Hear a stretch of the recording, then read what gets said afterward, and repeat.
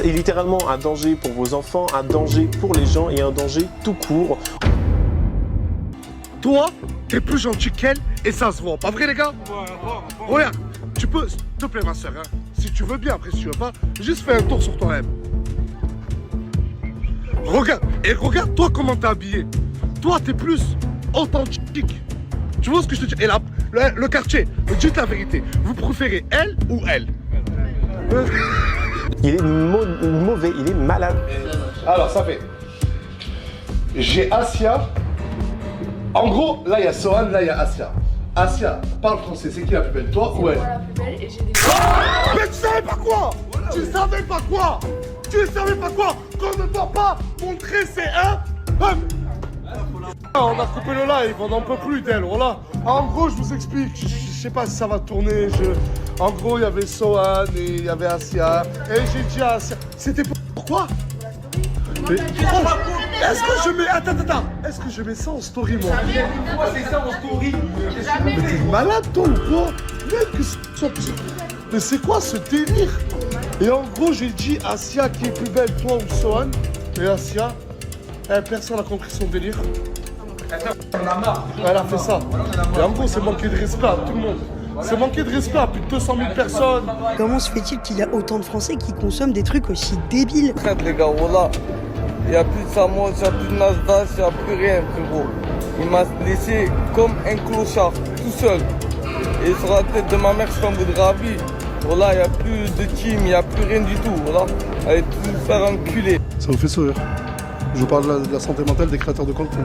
Excusez-moi, je vous demande pas de me faire de remarques, vous êtes ici en audition. Mais vous souriez pendant que je parle. C'est pas une remarque, c'est déplaisant pour moi. Je suis pas, c'est pas par rapport à vous, d'accord? Ah, tant pour moi, voilà. tant pour moi. Donc je vous remercie de continuer votre propos. Voilà. Ok. Non bah écoutez, ça en fait. Au revoir monsieur. Bonne journée. Ah, ouais.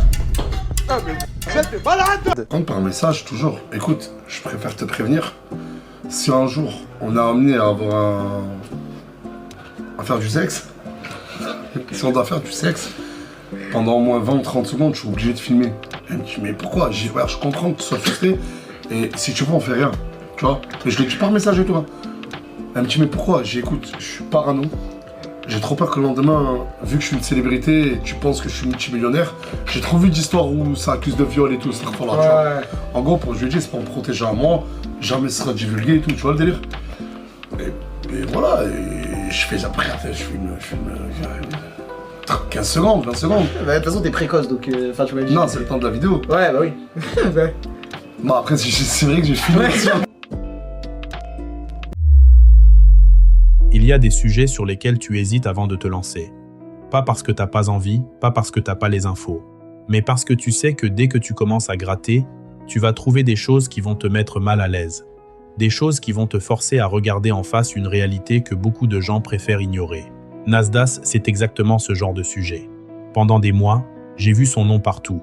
Sur TikTok, sur Twitter, sur Instagram, toujours dans des contextes un peu extrêmes. Soit des gens qui le défendaient comme si c'était un saint, il vous aide et en plus vous êtes pas content parce qu'il vous aide pas trop, ou il vous aide pas comme tout le monde peut-être, je sais pas quoi, mais wesh, on est dans quel monde? Voilà, on est dans quel monde? Et pour ceux qui savent vraiment, voilà, ceux qui savent vraiment, un 15 000 €, imaginons 15 000 € que Nasdaq il gagne, il en donne 10, 12, et wallah que c'est la vérité les gars, wallah, vous voyez pas. Soit des gens qui le massacraient comme si c'était le diable en personne. Nasdaq دار فيها خير هذا الخير نتوما ما تدبدوش وما ما تهضروش عليه سي بون وانا ما على بالي حتى واحد سي دار فيها خير ربي يكثر خير. On en a parlé, je t'avais dit fais attention, tu as une grande responsabilité, il y a beaucoup de jeunes qui sont en train de te suivre.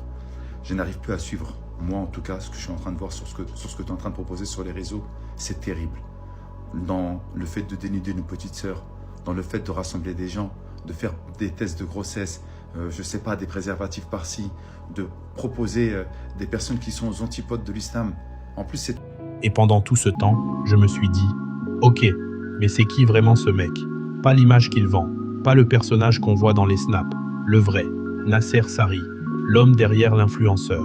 Alors j'ai passé des semaines à tout éplucher. Les vidéos, les articles de presse, les témoignages, les affaires judiciaires, les déclarations publiques, les révélations en live, et ce que j'ai trouvé. Franchement, ça dépasse tout ce que j'imaginais. Parce que Nasdas, c'est pas juste un influenceur qui fait des trucs douteux de temps en temps. C'est un système entier, construit brique par brique, autour d'une image soigneusement contrôlée. Et derrière cette image, il y a des dizaines d'histoires que peu de gens connaissent vraiment dans leur totalité. Alors aujourd'hui, on va tout mettre sur la table. Le parcours complet, les arnaques, les scandales, les violences, les personnes exploitées, les affaires judiciaires, les pauses stratégiques, les retours calculés, les dramas que tout le monde a oubliés et ceux qu'on n'a jamais vraiment compris. Cette vidéo, c'est le documentaire complet sur Nasdas. Celui qu'on n'aurait probablement jamais dû faire. Et celui que tu vas regarder jusqu'au bout parce que je te garantis que tu ne connaissais pas la moitié de ce que tu vas entendre. On commence. Pour comprendre Nasdas, il faut d'abord comprendre d'où il vient. Et je dis pas ça pour lui trouver des excuses ou pour romantiser son histoire. Je dis ça parce que le contexte dans lequel il a grandi est absolument central pour comprendre tout ce qui va suivre. Nasser Sari naît le 3 juin 1996 à Perpignan, dans le quartier Saint-Jacques.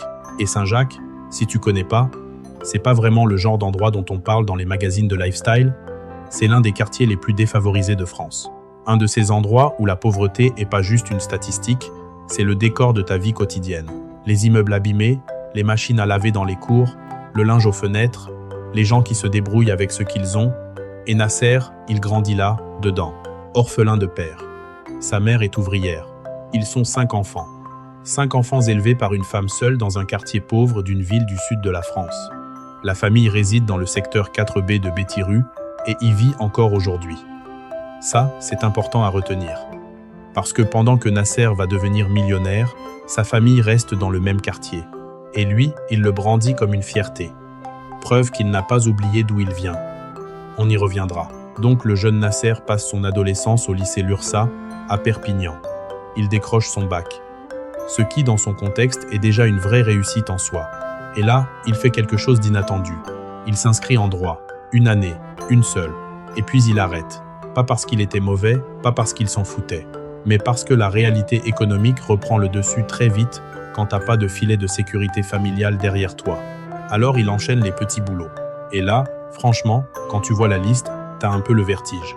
Il travaille dans une saladerie à Toreil, ouais, une usine de salade. Il coupe des légumes, il emballe, il fait ses heures.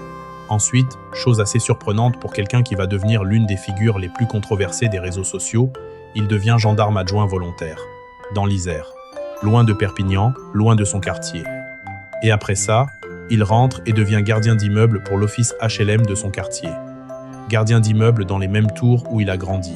Mais il y a un truc dans le parcours de Nasser avant les réseaux sociaux que beaucoup de gens ne connaissent pas. Et je trouve que c'est vraiment révélateur de qui il était avant que l'argent et la notoriété entrent dans l'équation. Il a fait partie du collectif des 12 de Saint-Jacques. C'est un groupe de résidents du quartier qui se sont mobilisés pour empêcher la mairie de Perpignan d'envoyer des bulldozers démolir leurs immeubles. Encore et encore la chaîneté. Mon quartier est en train de disparaître. Notre quartier est en train de se faire détruire. Des logements insalubres, certes, mais des logements où des familles vivaient. Et la mairie voulait démolir sans proposer de solution de relogement digne. Alors ces 12 habitants se sont interposés physiquement devant les engins. Et Nasser était parmi eux. Je te dis ça parce que ça change un peu l'image qu'on peut avoir du personnage. Qui est dans le collectif contre la destruction du quartier Saint-Jacques. C'est lui qui nous canalise et c'est lui qui va organiser en fait quand il y a des marches, c'est lui qui les organise. C'est lui qui est souvent mieux au courant, tu vois. Et on fait tout ça ensemble, mais lui, voilà, ce qu'il fait pour le quartier, ça mérite d'être vu parce que c'est vraiment quelqu'un d'important. Ça aussi, maison, démolition. Ça fait combien de temps qu'ils l'ont cassé, ça? Ça fait longtemps. Ça fait 2-3 ans sûr. Hein? T'es fou, ça fait au moins... Presque on approche les 10 ans. Et des îlots comme ça, tu vas en voir... Heureusement qu'il y en a ça, qui ne relève pas. Heureusement qu'il attend, c'est malheureux, heureusement qu'il attend. Tu regardes au loin, destruction encore, tu vois comment ça fait mal? Et elle est où la reconstruction? Et pourtant, à chaque fois, on nous calme, on nous apaise comme ça. Mais si demain, elle est jeune, je le souhaite pas, c'est les échos que j'ai eu au quartier, ils veulent détruire les machines. C'est qui va passer par les méchants? Je leur dis, les gars, soyez pas bêtes.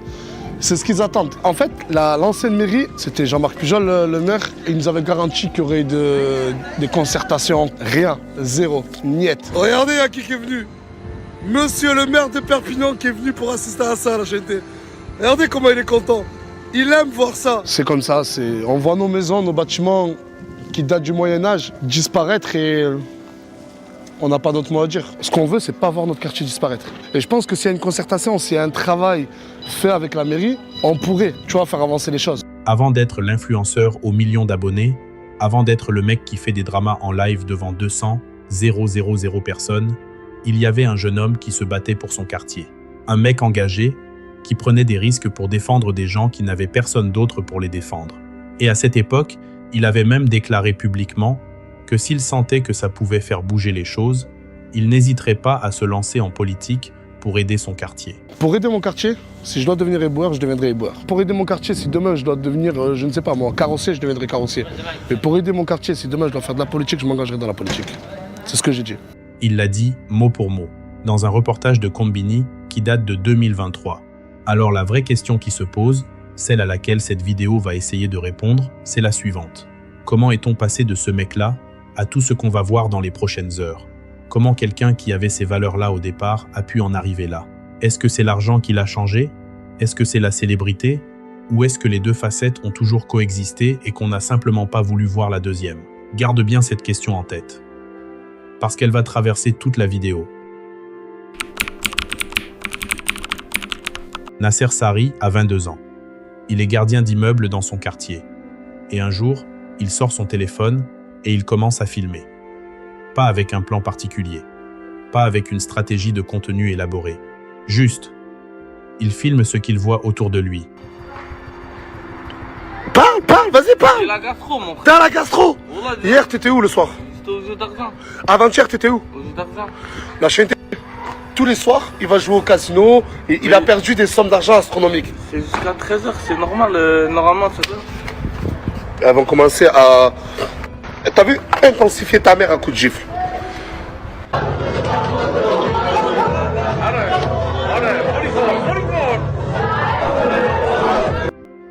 Son quartier, ses voisins, les trucs qui se passent dans les rues de Saint-Jacques. Et il poste ça sur Snapchat. Au départ, l'idée c'est simple, presque naïve, faire rire ses potes, partager des moments de vie avec les gens du quartier. Et les premiers abonnés, c'est exactement ces gens-là. Des habitants de Saint-Jacques, des gens de Perpignan, des proches. Une communauté locale, intime, qui se reconnaît dans ce qu'il montre. Et ce qu'il montre, honnêtement, à cette époque, c'est genuinement marrant. Un mec qui se fait un défrisage en pleine rue, un autre qui tombe du 4e étage et qui se soigne tout seul comme si de rien n'était. Viens. Là, c'est l'infirmerie du quartier. Ça, c'est l'infirmerie du quartier, regarde. Et elle est en train de faire quoi? Excuse-moi, c'est un peu hardcore, mais... Allez, voilà. Ah, t'as fait ça comment? T'es tombé du combien de là? 4e étage. T'es tombé du 4e étage? Bah oui. Et ça, c'est quoi? Ça, c'est ton infirmerie? Oui.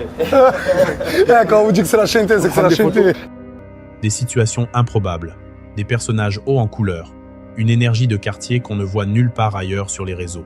Parce que les gens extérieurs à ce genre d'endroit n'y ont tout simplement jamais accès. Et Nasser, lui, il y vit. Il en est le reporter naturel. Mais ce qui le différencie vraiment des autres à ce moment-là, c'est pas juste l'humour. C'est la régularité et c'est l'authenticité, du moins ce qui paraît authentique. Je pense que les gens ressentent qu'on est authentique. Nous, quand ça va mal, on le montre, quand ça va bien, on montre. Du coup, on montre pas que le côté bling-bling un peu des réseaux, tu vois ce que je veux dire? Il poste des dizaines de stories par jour. Que tu restes avec les dealers du quartier, d'accord. Mais que tu restes avec les alcooliques du quartier. Là, t'abuses, 4BDV, je rigole pas avec toi. De quoi?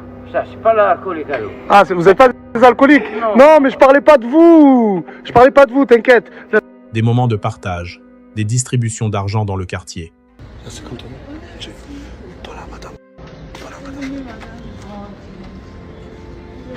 Putain, mais tu commences à devenir une Nasdas? Regarde ça. Des gens qui l'aident, des situations qu'il dénonce. Et en parallèle de tout ça, il développe un discours qui résonne vraiment. Il parle des conditions de vie dans son quartier. Il critique ce qui ne va pas. Il milite, à sa manière, pour les siens. Et ça, pour beaucoup de gens, c'est une bouffée d'air frais dans un paysage d'influenceurs où tout le monde se filme dans des apparts parisiens haussmanniens en brandissant des codes promo. Nasdas, lui, il vient d'ailleurs. Et ça se voit. Alors petit à petit, la communauté grossit. Et avec elle, quelque chose d'important commence à se passer.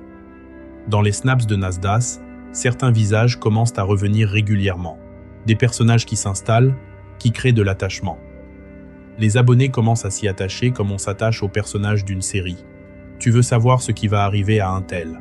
Tu veux voir ce que fait un autre.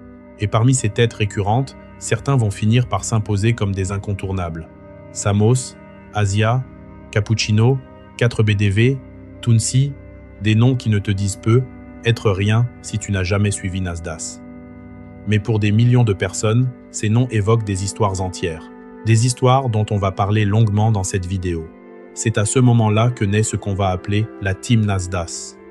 Un groupe de personnes qui apparaissent régulièrement dans ces contenus. Pas une équipe de production, pas des employés, plutôt des gens du quartier ou des gens qui débarquent de partout en France pour faire partie du truc, des jeunes en difficulté, pour la plupart, des gens qui n'ont pas grand-chose, et Nasdas, officiellement du moins, les aide.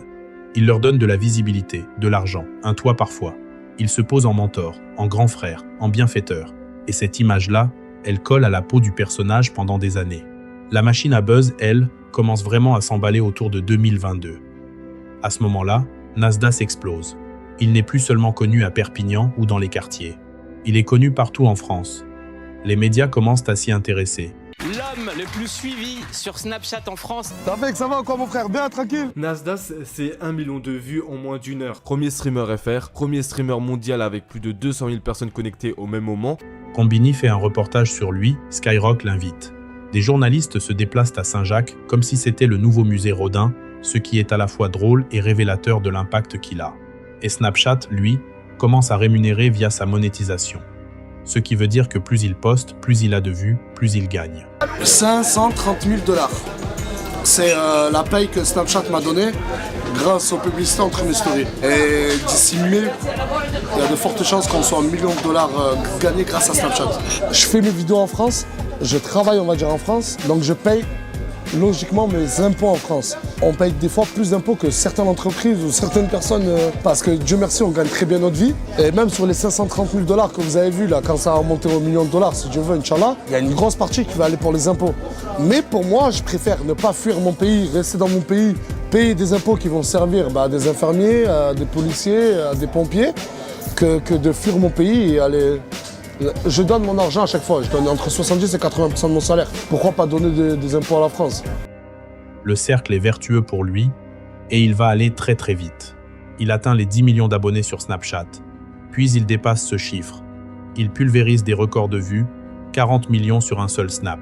Pour te mettre ça en perspective, les plus grosses stars de la télé-réalité française, si elles font 1 ou 2 millions de vues sur une story Snapchat, c'est déjà exceptionnel. 40 millions.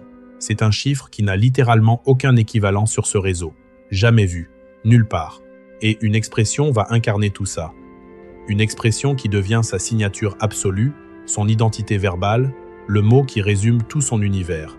La chienneté, un mot inventé ou réapproprié, qui désigne la vie de quartier dans tout ce qu'elle a d'authentique, de rugueux, de beau et de chaotique à la fois. La chienneté, c'est un mode de vie, frère. On s'en bat les couilles de tout. On vit la vie au jour le jour et on s'en fout de l'argent, des meufs, des voitures, de tout ce qui est matériel, on s'en tape. Les gars, on est là pour kiffer entre nous, on est là pour faire la fête, on est là pour rigoler, on est là pour le quartier, pour les petits, pour les ça. Rien de plus, c'est ça la chienneté, c'est un mode de vie, c'est un état d'esprit, frérot. Regarde, comme tu vois des petits comme ça, même juste ça, ça peut choquer. Regarde, ça c'est la chienneté, t'as vu les deux chaussettes, montre-leur les deux chaussettes, montre-leur les deux chaussettes. Ça, tu vois, ça c'est la chienneté, tu vois. Dis-leur, c'est la chienneté ou pas, mon pote, hein? La chienneté, c'est voir le linge aux fenêtres et trouver ça beau. C'est les voisins qui se guident la nuit depuis le palier. C'est la débrouille permanente érigée en art de vivre. Et cette expression, elle fait mouche. Parce qu'elle rend fière des gens qui ont toujours eu honte de leur quartier. Et moi je te remercie, je remercie Dieu qui nous connaît, nous aime. Voilà. T'inquiète, attends, nous t'inquiète. sommes des frères et sœurs. T'inquiète. Qui m'a fait du bien. Ah ouais. Il m'a aidé, j'avais un fils très malade. Et il m'a aidé. C'est vrai, ça passe devant les caméras, ça reste toi, moi et Dieu. Voilà. C'est bon, arrête de pleurer, tranquillement, t'inquiète. Si t'as besoin de moi, tu sais où me trouver. T'inquiète. Et ça, c'est pas rien. Mais voilà où ça devient intéressant. Et c'est là où je t'invite à commencer à regarder les choses différemment. Parce que pendant que Nasdas construisait cette image de Robin des Bois du quartier, de mec authentique qui n'a pas oublié ses racines, j'ai un cadeau pour vous les amis, tenez et ouvrez. Mais merci, mais regardez au moins. Chinois, il y en a un pour toi aussi. Viens, Chinois. Voilà. Voilà. À chaque fois, on les oublie, Msaki.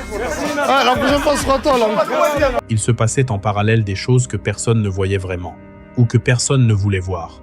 Parce que derrière la chienneté, derrière les distributions d'argent filmées, derrière les sourires et les « c'est pour toi mon gars », il y avait un système qui se mettait en place. Un système dont on va parler maintenant. Parlons d'argent. Je le mérite pas. Mais voilà, tu le mérites. Est-ce que personne mérite ma paye par mois? Est-ce que tu t'en veux? Qu'est-ce que tu fais pour Saint-Jacques? Oui, non, mais tout ce que je fais à Saint-Jacques, tu mérites tous les loyers que je paye, tous les vacances que je paye aux familles.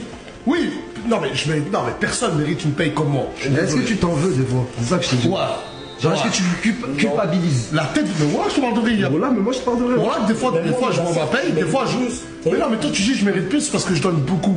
Ouais. Mais la tête de ma mère, quand des fois je m'en ma paye, à titre perso, je me dis, je mérite pas autant d'argent. Ouais, tu mérites. Mais non, mais lui, il est en train de lâcher, je crois, il veut un billet ou bien. Tu veux un billet, gros? D'ailleurs, vas-y, montre, il a combien? J'ai 30 euros. La poche, elle est pro. Il cherche là. Pourquoi ta poche, elle est dans le ventre? Mais. Ça fait combien? 30 euros. Alhamdoulilah, mon gars. Allez, on va. Attends. Allez, tiens. Putain, attends! Rajoute-le avec ses frères de billets de 200. Tiens, mais fais-le bien, cousin. Parce que c'est impossible de comprendre Nasdaq sans parler d'argent, c'est le nerf de toute l'histoire. C'est ce qui explique pourquoi des gens traversent la France pour venir le voir. C'est ce qui explique pourquoi des membres de la team acceptent des situations que personne n'accepterait dans une vie normale. Et c'est ce qui explique aussi pourquoi certaines personnes ferment les yeux sur des choses qu'elles ne devraient pas fermer les yeux. Alors combien gagne vraiment Nasdaq? Il l'a dit lui-même dans une interview de sa propre bouche. Au minimum mensuel, il est à 90 000 euros par mois, minimum. Et il a précisé que son record sur une seule semaine dépassait le million d'euros. 1 million en 7 jours. Et le plus gros salaire qu'il a pu faire sur un mois en particulier, on parle de 430 000 euros en un mois, dont il faut retirer environ la moitié en impôts, ce qu'il a lui-même reconnu devant les députés à l'Assemblée nationale. Ce qui nous laisse quand même dans les 200 000 euros net pour un seul mois. Les estimations extérieures parlent de revenus quotidiens oscillant entre 7 000 et 40 et 1 000 $ selon les périodes. Sa fortune totale est estimée aux alentours de 15 millions d'euros. Mais comment est-ce que c'est possible? Comment un mec qui filme son quartier depuis son téléphone portable peut gagner autant d'argent? La réponse, c'est Snapchat. Et plus précisément, la manière dont Snapchat rémunère ses créateurs. Parce que Snapchat a un système de monétisation qui est hyper sous-estimé par le grand public. Le RPM sur Snapchat, c'est, dire la somme que tu gagnes pour 1000 vues est significativement plus élevé que sur la quasi-totalité des autres réseaux sociaux. Et Nasdaq, lui, il fait des milliards de vues. Pas des millions, des milliards. Parce que le format story de Snapchat fait que si une personne regarde 50 stories d'affilée, ça compte comme 50 vues. Et lui, il peut poster 50 stories par jour. Donc les chiffres s'accumulent à une vitesse qui donne le vertige. En plus de ça, il y a les partenariats avec les marques, les collaborations sponsorisées, et on va y revenir très bientôt, parce que l'une de ces collaborations va créer l'un des premiers gros scandales de sa carrière. Mais d'abord, il faut que tu comprennes un truc fondamental sur la manière dont il utilise cet argent. Ou du moins, sur l'image qu'il donne de la manière dont il l'utilise. Nasdaq distribue de l'argent, beaucoup, en public. Régulièrement, il se promène dans son quartier et donne des billets à des gens dans la rue. Parti. De rien. De rien. De rien.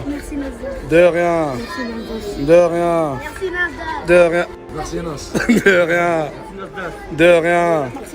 De rien. De... Oh. Eh ben, euros. De rien, mon pote. Eh ben, euros. De rien, mon pote. Eh ben, euros. De rien, mon pote. Eh ben, euros. Eh ben, euros. Il offre des voitures, des machines à laver, des sommes conséquentes à des personnes qu'il croise. Il a déclaré avoir dépensé jusqu'à 35 000 ou 40 000 euros en une seule journée, uniquement en dons à des habitants du quartier. Il l'a dit de sa propre bouche, avec le sourire, comme si c'était la chose la plus naturelle du monde. Et honnêtement, si tu regardes juste ces moments-là, tu comprends pourquoi des millions de personnes l'adorent. Parce que voir quelqu'un qui vient d'un quartier pauvre redistribuer des sommes pareilles à des gens qui en ont besoin, c'est quelque chose qui touche, c'est quelque chose qui parle à tout le monde. C'est le fantasme du Robin des Bois rendu réel. Sauf que voilà le truc, le vrai truc, que j'ai commencé à comprendre en épluchant l'ensemble de l'histoire. Chaque distribution d'argent est filmée. Chaque geste généreux est capturé, monté, intégré dans les stories. Chaque moment de partage devient du contenu. Et ce contenu génère des vues. Et ces vues génèrent de l'argent. Bien plus d'argent que ce qu'il distribue. Donc la question qui se pose, et je te la pose sincèrement sans prétendre avoir la réponse définitive, c'est la suivante. Est-ce que Nasdaq distribue de l'argent parce qu'il est généreux, ou est-ce que la générosité elle-même est devenue un produit qu'il vend? Et dans l'interview qu'il a donnée à Jérém Star en mars 2026, il a lâché une phrase qui m'a frappé.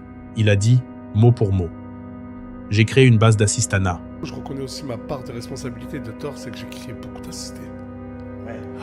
Beaucoup. C'est vrai que t'as un petit peu, malgré toi, créé un système où les gens attendent de se reposer sur toi, un peu de l'assistanat. Une base d'assistanat, lui-même. Il l'a reconnu. Il a créé autour de lui un système de dépendance financière et émotionnelle où des dizaines de personnes vivent grâce à lui ou à travers lui. Samos, par exemple, l'un des membres historiques de la team, toucherait selon lui 10 000 € par mois pour apparaître dans des snaps. Parce que Samos, ce mois-ci, après ça dépend des cas et des profils. Ça dépend aussi de l'engagement qu'ils mettent sur les vidéos. D'accord. Tu vois. Mais je pense que Samos, en plus j'en ai parlé hier, je sais pas si ça va être comme ça tous les mois, mais je pense qu'on va partir sur 10 000 € ce mois-ci. 10 000 € Samos. Pourquoi t'as pris ça? Et là, t'as envie de dire, mais c'est bien non, il aide des gens. Il donne du travail à des jeunes qui n'en auraient peu, être pas ailleurs. Sauf que voilà le problème avec l'assistanat.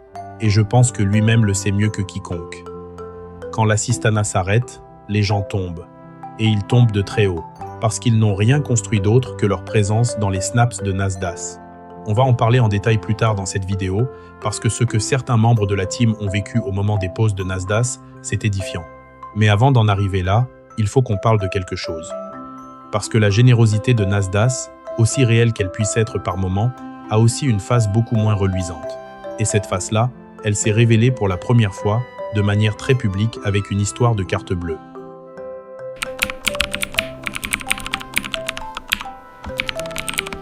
On est en 2022. Nasdaq est en pleine ascension. Il a déjà des millions d'abonnés.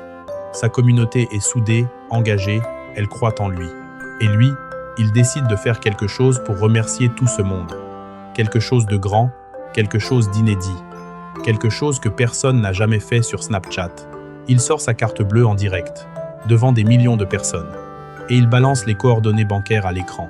Le solde affiché, 15 933 €. Et il dit simplement, servez-vous. La chienneté, c'est pour vous. 3, 2, 1, servez-vous la chienneté. C'est que pour vous. Ah, il y a 15 933 € à l'intérieur.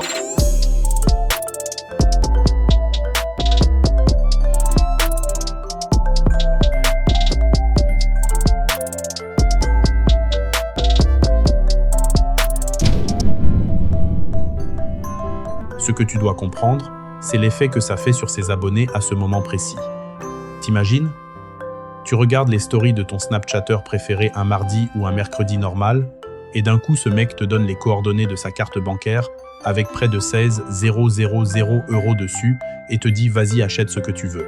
Pour une communauté composée en grande partie de jeunes de quartier qui n'ont pas forcément beaucoup d'argent, c'est un truc de science-fiction. C'est un rêve qui devient réel en temps réel. Alors évidemment, tout le monde se rue dessus. En même temps, des centaines de milliers de personnes qui essaient de passer des commandes Amazon, d'acheter des trucs en ligne, de vider la carte avant que quelqu'un d'autre le fasse.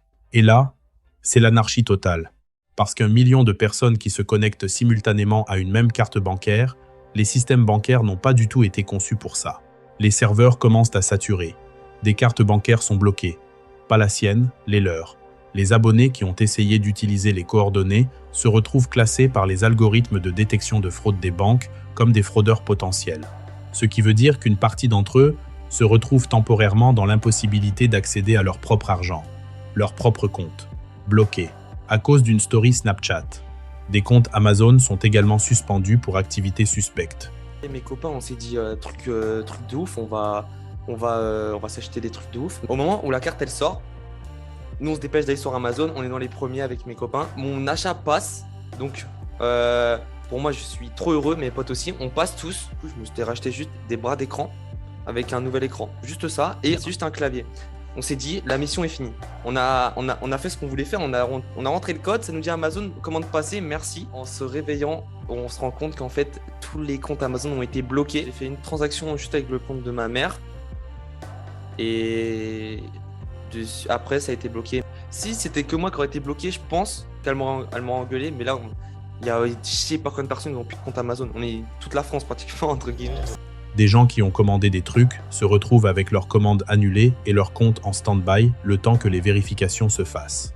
Et là, évidemment, les premières accusations arrivent. Il y en a deux principales. La première, portée par les complotistes et les gens qui cherchaient une explication simple, c'est que Nasdaq aurait organisé tout ça exprès, qu'il aurait su pertinemment ce qui allait se passer et qu'il aurait monté le coup pour générer du buzz sans vraiment dépenser quoi que ce soit. C'est un peu idiot de ma part, j'en sais rien, mais j'avoue qu'aujourd'hui, je vois beaucoup de gamins, gamines en pleurs, vraiment mal, et là, je me dis, là, il y a quelque chose de pas normal quand même, quoi. Mais je pense qu'ils en ont fait quand même un peu miroiter quelque chose, qu'ils y ont cru, et que là, il y a beaucoup de malheureux aujourd'hui, mine de rien. L'idée étant que la carte était soit vide, soit bloquée, avant même qu'il la montre. La deuxième accusation, plus sérieuse, c'est qu'il a fait preuve d'une irresponsabilité totale, qu'on ne balance pas les coordonnées d'une carte bancaire à des millions de personnes sans réfléchir aux conséquences. Parce que même si ses intentions étaient bonnes, le résultat concret, c'est que des gens se sont retrouvés bloqués hors de leur compte bancaire à cause de lui.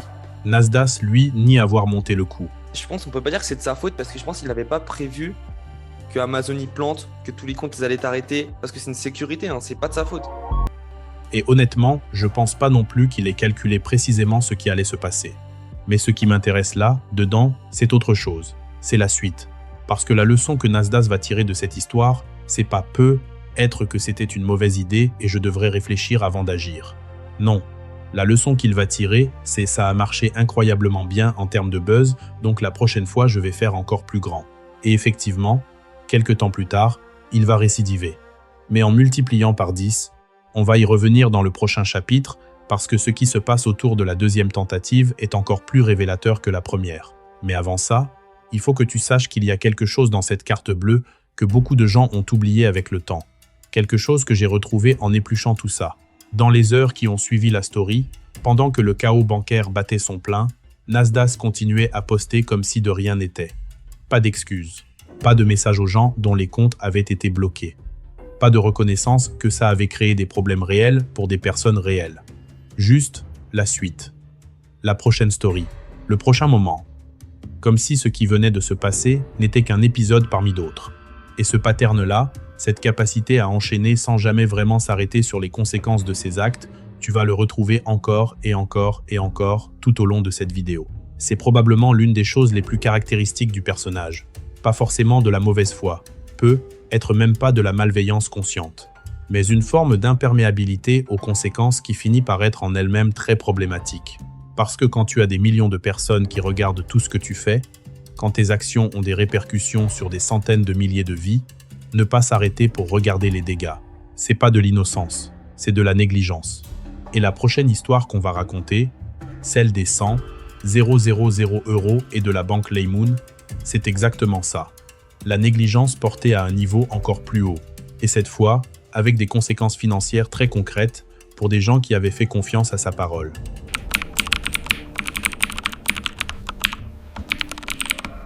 On est en mai 2024. Nasdaq est au sommet. Des dizaines de millions de vues par semaine. Une communauté qui le suit aveuglément.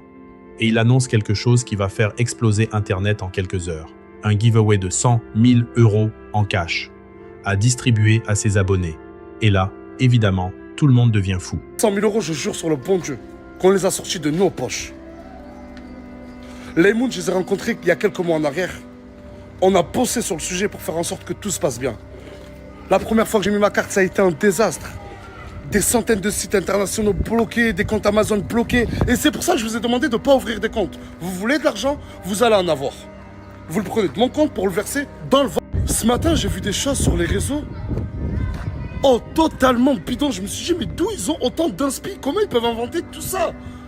Ouais, Nas, il va gagner 87 millions d'euros. Ouais, Nas. Oh là là, mais. De toute façon, demain, ça va être encadré par des huissiers et des avocats. C'est incroyable. Même donner de l'argent. Le sortir, et je le jure sur Allah le Tout-Puissant, le sortir de nos poches. Essayer de le donner dans les meilleures conditions possibles. Bah, malheureusement, ça fait réagir. Mais que ces personnes-là, j'espère que demain, vous n'allez pas essayer de bénéficier des 100 000 euros. Parce que 100 000 euros répartis entre plusieurs personnes, c'est des sommes qui peuvent changer une vie. Rembourser des dettes, acheter une voiture, aider une famille. Et Nasdas, il le sait. Il joue là, dessus. Il sait exactement quel bouton appuyer pour déclencher l'enthousiasme de sa communauté. Mais cette fois, il a prévu quelque chose de différent par rapport à la carte bleue. Il a un partenaire. Une banque. Une néobanque qui s'appelle Laymoon. Et le principe, tel qu'il l'explique dans ses premières stories, c'est simple. Au lieu de balancer les coordonnées d'une carte en direct, les 100 000 euros seront distribués via la plateforme Laymoon. C'est plus sécurisé, c'est plus professionnel, c'est plus propre. Enfin arrivé la chaîne. Vendredi, c'est les 100 000 euros que Hashmi et moi on vous donne. Et quand je vous dis que c'est de la préparation, du travail, c'est que regardez la chaîne. Oh, je veux pas faire la même erreur que la première fois. La première fois, on m'a accusé de plein de choses. Boss. Cette fois-ci, c'est des professionnels. Des professionnels qui sont derrière les écrans et qui vont faire en sorte que les 100 000 euros arrivent dans votre compte en toute sécurité. Mais je ne referai pas les mêmes erreurs que la première fois. Laymoon, je ne sais pas si vous connaissez, mais c'est les seuls qui ont trouvé une solution pour que Hashmi ainsi présent et moi, on puisse vous donner 100 000 euros à la chaîne. 50 000 euros, dispatchant plusieurs sommes. Il y a même des 2500 euros. Le premier arrivé, c'est le premier servi. C'est celui qui pourra choisir la somme qu'il veut dans son compte. Et c'est pour ça que je vous ai demandé de ne pas faire de panier. Tu rentres dans mon compte Laymoon, tu prends l'argent, tu te le rentres dans ton compte et tu achètes ce que tu veux. Et logiquement, si tu as un compte Laymoon, c'est plus rapide. Le virement va se faire en instantané, la chaîne. Donc, si tu veux, ouvre ton compte Laymoon, bénéficie d'argent. Il répète plusieurs fois que c'est gratuit, que tout le monde peut participer, que c'est un cadeau pur pour sa communauté. Sauf que voilà le problème. Et c'est là que tout commence à sentir mauvais. Créer un compte sur Laymoon, c'est pas gratuit. C'est 10 euros minimum à l'ouverture. Et pour pouvoir envoyer et recevoir des virements, donc pour pouvoir techniquement recevoir l'argent du giveaway, il faut débloquer des fonctionnalités supplémentaires qui font monter la facture à 25 euros au total. 25 euros. Pour avoir une chance, pas pour gagner, pour avoir une chance de gagner de l'argent dans un concours organisé par quelqu'un qui te répète que c'est gratuit. Tu vois le problème. Et le problème devient encore plus gros quand tu réalises qui regarde Nasdas. Sa communauté, c'est en majorité des jeunes, des très jeunes. Des gamins de 13, 14, 15 ans qui n'ont pas leur propre carte bancaire, qui vont utiliser la carte de leur mère, de leur père, de leur grand frère, sans forcément expliquer pourquoi, sans forcément comprendre ce à quoi ils s'engagent. Et 25 euros multipliés par des centaines de milliers de jeunes qui veulent tenter leur chance, tu commences à comprendre les sommes qui circulent. C'est Booba qui va tirer la sonnette d'alarme en premier.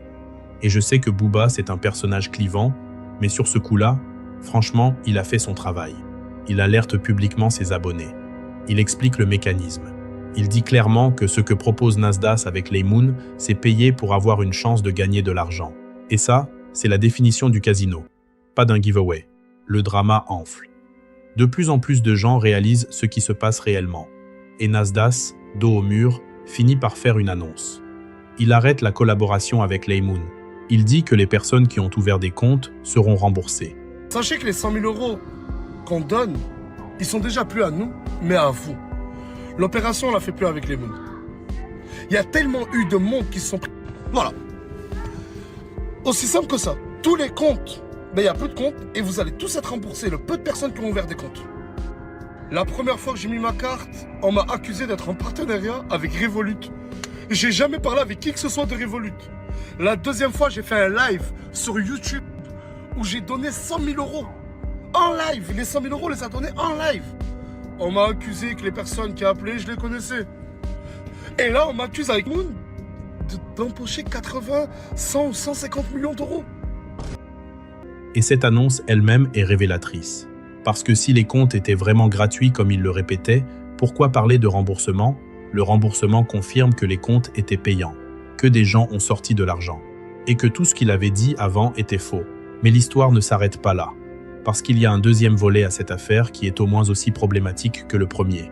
Tu te souviens que le giveaway était à 100 000 € et qu'il avait un partenaire, l'influenceur Hashmi, qui devait donner 50 000 de son côté?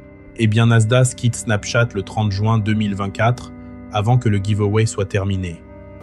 Oh, clippez bien ça, s'il vous plaît. Je dis pas que j'arrêterai toute ma vie. Je reviendrai. Je le dis, Inch'Allah, je reviendrai. Ce qui laisse Hashmi seul pour distribuer les 100 000 €.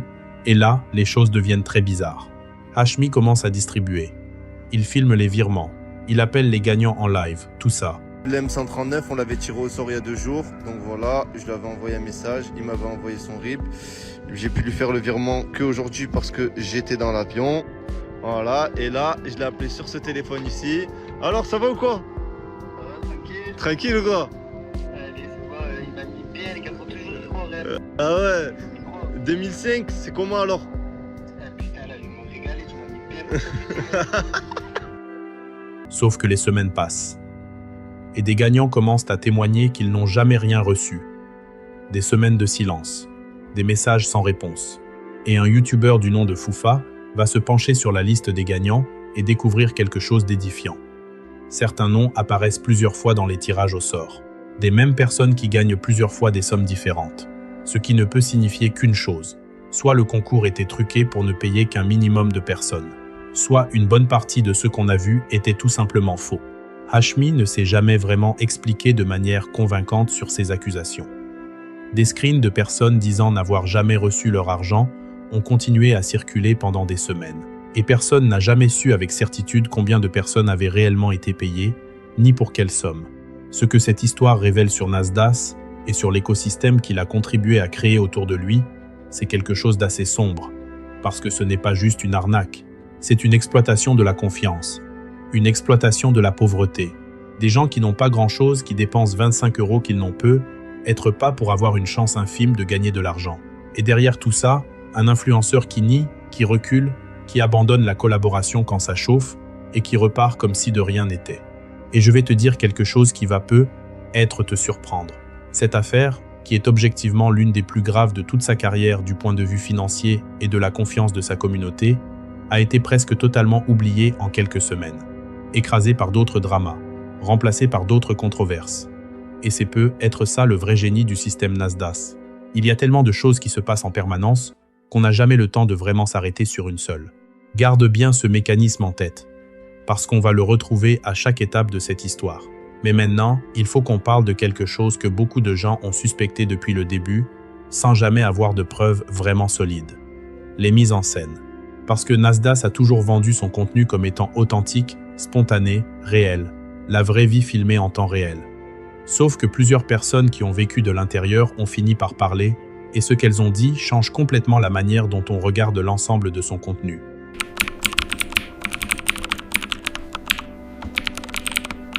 Depuis le début, il y avait des doutes, des petits détails qui clochaient, des situations trop bien tombées pour être vraiment spontanées. Donc pendant la période que Nasser a quitté les réseaux sociaux, a fait une pause, cet été j'ai fréquenté Leïna qui m'a tout raconté. Elle m'a raconté comme quoi tout était scénarisé. Des réactions trop parfaites pour être naturelles.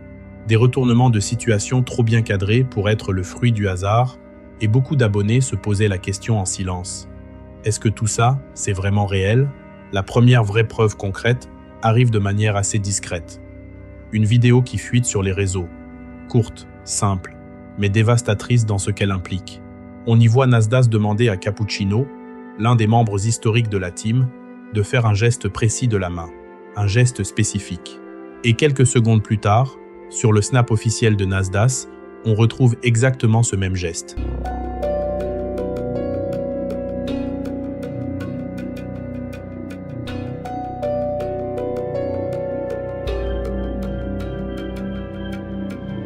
Un geste de la main. Mais ce que ça implique est énorme. Si ce moment précis a été répété et mis en scène, combien d'autres l'ont été? Est-ce que la spontanéité qu'on croit voir dans les snaps est une construction? Est-ce que les disputes sont organisées? les réconciliations chorégraphiées, les révélations préparées à l'avance. Beaucoup de gens avaient des doutes. Mais les doutes, c'est pas des preuves. Et Nasdaq, lui, a toujours nié en bloc, jusqu'à janvier 2025. En janvier 2025, un jeune homme publie une série de vidéos sur TikTok. Pour ceux qui me connaissent pas les gars, je m'appelle Malik et je suis un pote à Ogeman. Il y a moins d'une semaine, j'ai pris mon billet en direction de Perpi pour aller rejoindre Nasdaq. Il s'appelle Malik. Il se présente comme un ami de Hogman, un membre de la team, et il dit qu'il a passé du temps dans la villa de Nasdaq, qu'il y a vécu de l'intérieur et qu'il a des choses à dire. Comme tout le monde sur les réseaux, j'étais attiré par le buzz, l'argent, l'influence, tout ça. Et Nasdaq, c'est un mec qui a beaucoup de visibilité. Du coup, je me suis dit que je vais y aller. Faut savoir aussi que j'étais curieux de savoir si tous les snaps, etc., c'était des mises en scène ou pas. Donc vous sachiez deux choses. De un, tous les snaps sont scénarisés. Il n'y a rien de vrai dans tout ce que vous voyez. Que ce soit Nasdaq, Casté, tout est scénarisé, c'est que des scénarios, c'est des acteurs. Ce que Malik révèle dans ses vidéos, c'est pas juste choquant, c'est systématique, c'est organisé. Et ça dresse un portrait de la villa qui est aux antipodes de l'image que Nasdaq vend à ses millions d'abonnés. Premier point, les snaps sont scénarisés, de A à Z, pas seulement certains moments, pas juste quelques situations, tout. Malik affirme que ce qu'on voit dans les stories, ce ne sont pas des moments de vie captés sur le vif, ce sont des scénarios, des acteurs qui jouent des rôles, des situations construites pour générer de l'engagement, de la réaction, du buzz, et les membres de la team sont là pour jouer ces rôles, qu'ils le veuillent ou non. Deuxième point. L'ambiance dans la villa est tout sauf celle qu'on voit à l'écran. Quand Malik arrive, personne ne lui parle. Personne ne l'accueille. L'atmosphère est froide, tendue, pesante. Il faut savoir que quand j'arrive à Saint-Jacques, les gars, je tombe sur plusieurs petits et je leur pose des questions par rapport à Nasdaq et la team. Ils me répondent tous que je vais très vite déchanter et que c'est pas comme dans les snaps. Je leur demande si Nasdaq donne des billets, s'il est aussi gentil qu'on le voit sur les réseaux, et ils me répondent tous non.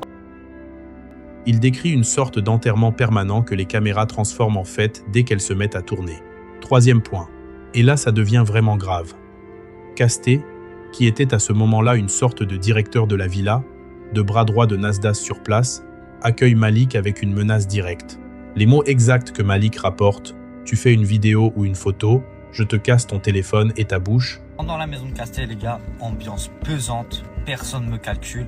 Et le premier truc que m'a dit Casté, les gars, tu fais une vidéo ou une photo, je te casse ton télé et ta bouche. En vrai, j'étais un peu choqué puisque je le voyais dans les snaps, rigoler, tout ça. Du coup, je m'y attendais pas. Premier soir dans la villa, première interaction. Une menace physique claire pour s'assurer que rien ne soit filmé sans autorisation. Quatrième point. Mido, l'un des membres de la team, demande 20 € à Malik dès son arrivée. 20 €. En suppliant. En lui demandant de ne rien dire à Casté. La première personne, les gars, sur qui je vais parler, c'est Midou.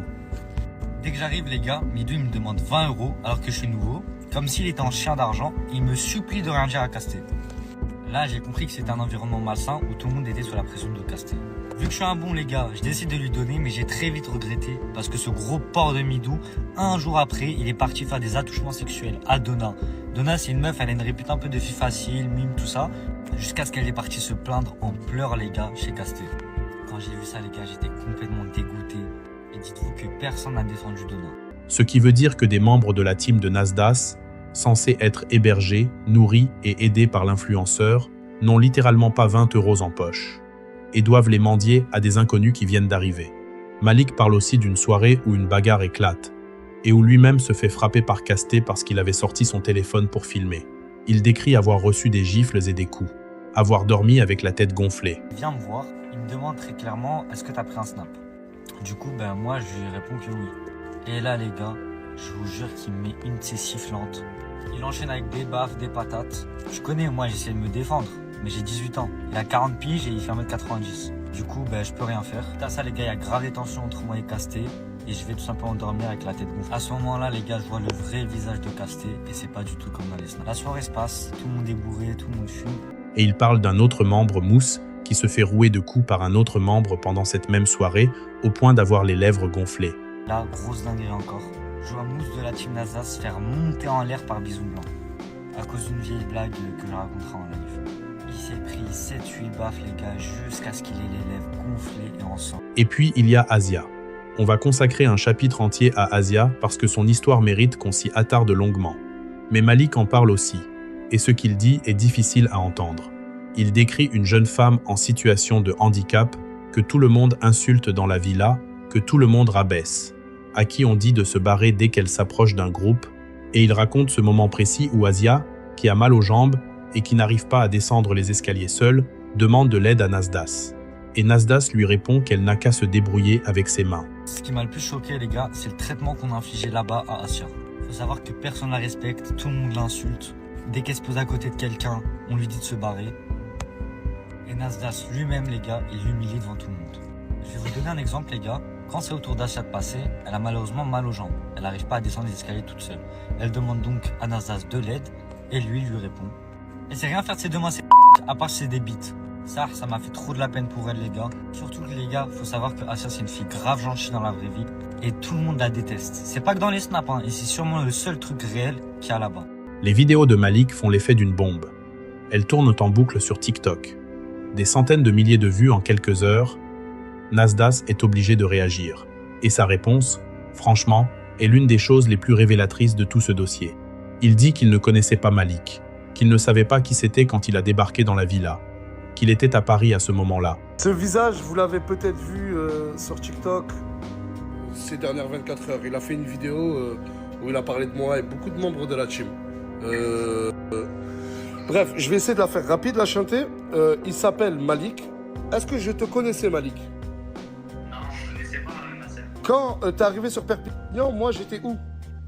J'étais encore à Paris. J'étais encore à Paris avec Ogeman, etc. Je ne le connaissais ni d'Adam ni d'Ève. Ce soir, pour me chanter, je le vois débarquer avec Casté. C'est ça? Ouais, c'est ça. Et dans ma story que je vais pouvoir vous remettre, j'ai dit wesh, mais c'est qui lui? Je savais pas c'était qui. Et il me dit que c'est le pote à Ogeman. C'est ça. C'est ça. Du coup, ensuite, il a dit beaucoup d'autres trucs sur ça. Il minimise, il esquive, il noie les accusations dans des détails périphériques sans jamais vraiment répondre aux faits. Et pendant qu'il fait sa réponse, il se fait simultanément menacer par un hacker anonyme.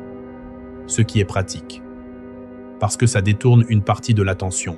Mais ce qui se passe ensuite est encore plus révélateur. Malik, quelques jours après ses vidéos fracassantes, revient dessus. Il dit qu'il y a des choses à rectifier, qu'il a été imprécis. Qu'en fait la team Nasdas, c'est pas si mal. Et il finit par se rétracter presque entièrement sur les points les plus graves. Sauf que tout le monde a vu le film. Quand quelqu'un affirme avec une précision et une émotion aussi réelle des faits aussi détaillés, puis se rétracte quelques jours plus tard de manière floue et peu convaincante, il y a deux explications possibles. Soit il mentait dès le début, soit quelqu'un lui a mis la pression pour qu'il se taise. Et ce schéma-là, cette mécanique de révélation suivie de rétractation, tu vas la retrouver avec pratiquement chaque personne qui s'est aventurée à parler publiquement de Nasdas de manière négative. Malik n'est pas une exception. Il est un exemple parmi beaucoup d'autres.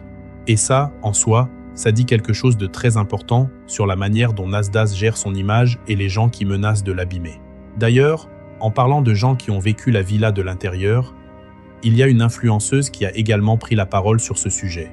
Elle avait interviewé Asia et un autre membre de la team dans un studio à Paris, et quand Asia est arrivée à cette interview, elle n'avait pas de vêtements, pas le minimum, pas de brosse à cheveux, pas de brosse à dents, des nœuds dans les cheveux, une apparence qui laissait penser qu'elle ne prenait pas soin d'elle, ou qu'on ne prenait pas soin d'elle. Et l'influenceuse en question a dit qu'elle avait réalisé à ce moment précis que tout l'argent qu'Asia générait grâce au réseau était capté par les gens autour d'elle, pas par elle. Story time avec la team Nasdas, je pense qu'il est temps pour moi de prendre la parole sur ce qui s'est passé, sachant qu'il y a un autre influenceur qui a pris la parole il y a pas longtemps, donc c'est à mon tour de vous faire ma story time. Il y a quelques mois, pour ceux qui me suivent, j'ai interviewé Asia de la team Nasdas et Sidi. Et je vais vous parler du contenu de cette interview parce qu'elle est juste choquante. Que moi-même personnellement, en tant qu'influenceuse et que chroniqueuse dans cette interview, ça m'a retourné. Je vais vous faire plusieurs parties parce que ça risque d'être long, donc je vous mettrai les vidéos en même temps, je vais tout poster en même temps. Donc on a tourné l'interview à Paris, on s'est donné rendez-vous dans un studio que j'avais pris pour tourner l'interview. Et en fait je me suis rendu compte quand ils sont arrivés que Asia elle avait rien, pas de vêtements, pas le minimum qu'une fille elle a besoin d'avoir. Et qu'elle a aucune autonomie. Donc moi j'ai pris l'initiative de la maquiller, de la coiffer, elle avait des nœuds comme ça dans les cheveux. Quand je vous dis des nœuds comme ça, on m'a dit qu'elle n'arrivait pas à se brosser les cheveux, les dents, etc. Donc c'est vraiment une personne qui est en situation de handicap. Et c'est à partir de ce moment-là que j'ai commencé à me rendre compte que tous autour d'Asia, ils étaient hyper malsains et qu'ils lui prenaient tout l'argent qu'elle faisait grâce aux réseaux sociaux. On continue dans la partie 2 parce que c'est trop long. Cette influenceuse a posté ses vidéos. Et peu de temps après, Nasdas l'a appelée directement, conversation d'1h20, invitation à venir voir par elle-même à Perpignan, et ses vidéos ont disparu. 3 days later. Dernière partie de ma story time avec la team Nasdas. J'ai supprimé mes dernières vidéos, je vais vous expliquer tout de suite pourquoi. Suite aux vidéos que j'ai postées, j'ai Nasdas qui m'a contacté par téléphone. Donc on a discuté pendant 1h20 et il m'a invité à Perpignan chez lui pour voir directement comment ça se passe et pour que tout simplement je vous raconte tout en étant là-bas. Donc je me suis pas fait menacer, je me suis pas fait payer, il m'a invité pour voir de moi-même comment ça se passe là-bas et que je me fasse un avis personnel et que je... Ouais. Même schéma, même résultat. Mais là où l'histoire de Malik et de tous ceux qui ont parlé devient vraiment signifiante, c'est quand tu la mets en perspective avec ce qu'on va voir dans le chapitre suivant. Parce que tout ce qu'ils décrivent, toute cette mécanique de contrôle et d'exploitation, elle a une victime qui concentre à elle seule la quasi-totalité de ce qui ne va pas dans le système Nasdas. Une jeune femme en situation de handicap dont l'histoire est à la fois la plus révélatrice et la plus difficile à regarder en face.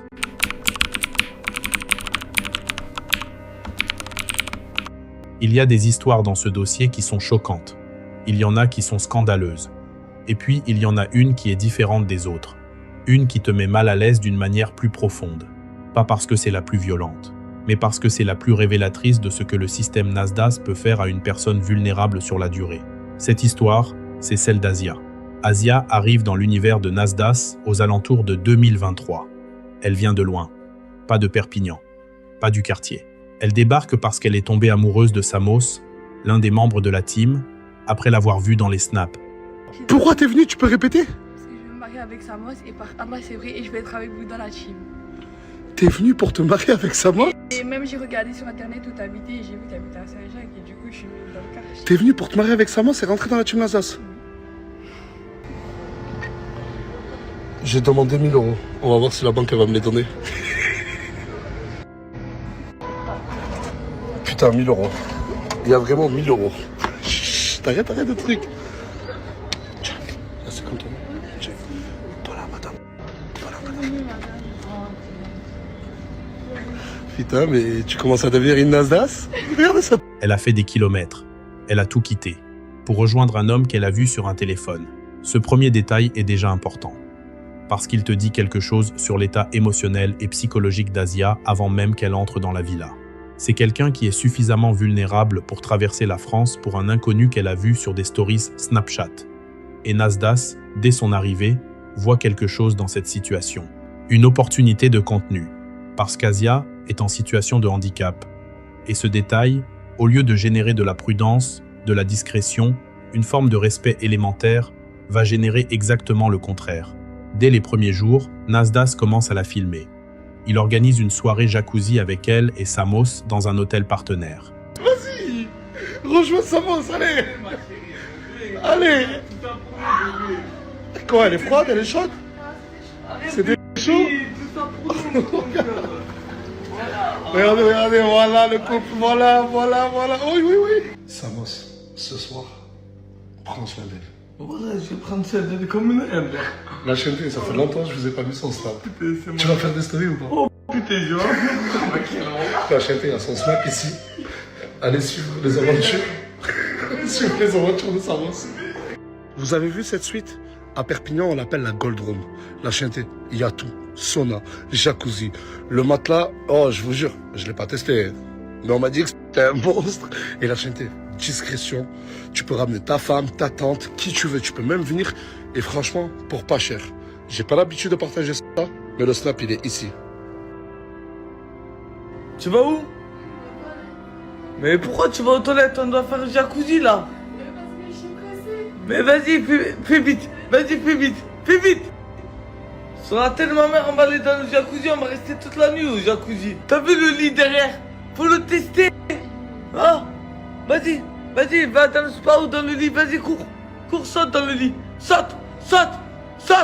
Une soirée sponsorisée. Donc Asia, fraîchement arrivée, en situation de handicap, est utilisée dans les premières heures pour faire de la publicité pour un hôtel. Et pendant ce temps, on lui fait croire qu'elle est en couple avec Samos. Sauf que Samos, quelques jours après cette soirée, arrive dans les snaps avec une nouvelle copine. Tu m'as dit que je pouvais filmer, je peux filmer. Attends, toi parle pas toi. T'es en couple avec lui? Mais ma soeur, tu regardes mes stories. Tu regardes ou pas mes stories? Tu regardes un peu mes stories. Tu le vois que chaque semaine il est en couple. Voilà, désolé Samos, j'ai pas envie de te griller le plan. Mais tu le vois que chaque semaine il est en couple avec une nouvelle meuf. Et Nasdas filme tout. Il filme Asia en train de pleurer sur le côté pendant que Samos s'affiche avec l'autre. Et non seulement il filme, mais il organise une espèce de comparaison publique entre les deux filles.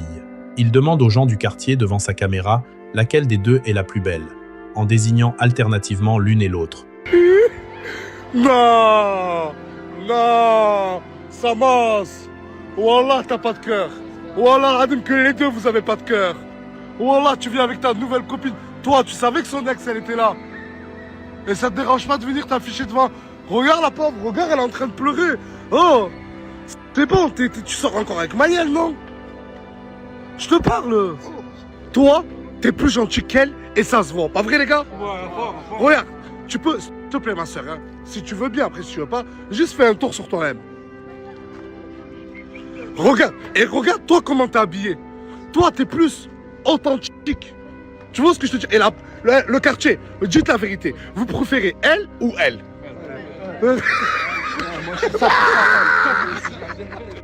Et c'est là que quelque chose se met en place qui va durer des mois et des mois.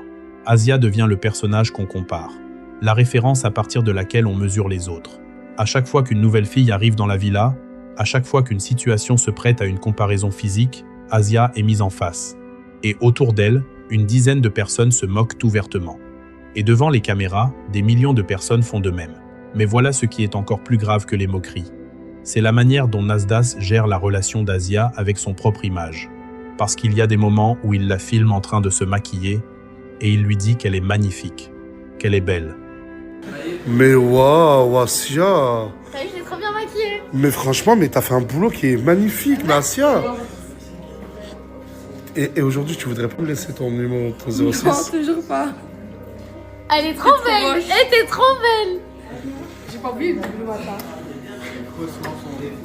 Mais ferme ta tête, on dirait un tagine de couscous. Là, tu ressembles à un cartelet. On ressemble à une cacao, là. Oh. Filme ses pieds, voilà. Oh. Mais pas on a les mêmes pieds, voilà. Oh. Hein? Tu vois de moi là? Et il publie ça en story, sachant pertinemment que sa communauté va réagir dans l'autre sens. Sachant que des millions de personnes vont se moquer d'elle. Il crée le contexte de la moquerie tout en jouant au protecteur. C'est une forme de manipulation extrêmement sophistiquée. Et au fil des mois, cette manipulation va avoir un effet très concret sur Asia. Elle développe une obsession pour être au centre de l'attention, pour se démarquer, pour exister aux yeux de la communauté autrement que comme la cible des comparaisons. Parce que c'est le seul outil qu'on lui a donné pour exister dans cet univers. Et c'est dans ce contexte précis qu'il faut comprendre ce qui se passe lors du live de mars 2025. Ce soir-là, une nouvelle membre rejoint la villa. Elle s'appelle Sohan. Et dès son arrivée, tout le monde s'extasie sur sa beauté. En quelques minutes, elle est déjà au centre de toutes les attentions. Et Nasdas, face à cette situation, décide d'organiser un jeu. Les deux filles mises côte à côte. Nasdas qui demande à la communauté de décider laquelle est la plus belle. Asia ne veut pas participer. On le voit clairement. Elle hésite, elle résiste. Et Nasdas, avec un ton qui n'admet pas vraiment le refus, lui dit de jouer le jeu, de se mettre là, d'être dans le cadre. Non mais juste là. Mais tu joues le jeu, hein. Lève-toi s'il te plaît. Lève-toi, Swan, s'il te plaît. On va juger sur plusieurs aspects. Est-ce que vous êtes chaud? Ouais. Alors, un peu plus à côté, voilà. Et Asia, après des mois de cette dynamique, après des mois à chercher à exister dans cet univers où elle n'a jamais été regardée autrement que comme une cible, fait quelque chose que personne n'attendait. Elle lève son t-shirt devant 200 000 personnes en live sur Twitch. Alors, ça fait... J'ai Asia. En gros, là, il y a Sohan, là, il y a Asia. Asia, parle français. C'est qui la plus belle, toi ou elle? Le live est coupé immédiatement. Et là, Nasdas fait quelque chose d'assez extraordinaire dans sa lâcheté. Il se retourne contre Asia. Il la présente comme la seule responsable. Mais tu savais pas quoi? Tu savais pas quoi? Tu savais pas quoi? Qu'on ne doit pas montrer ses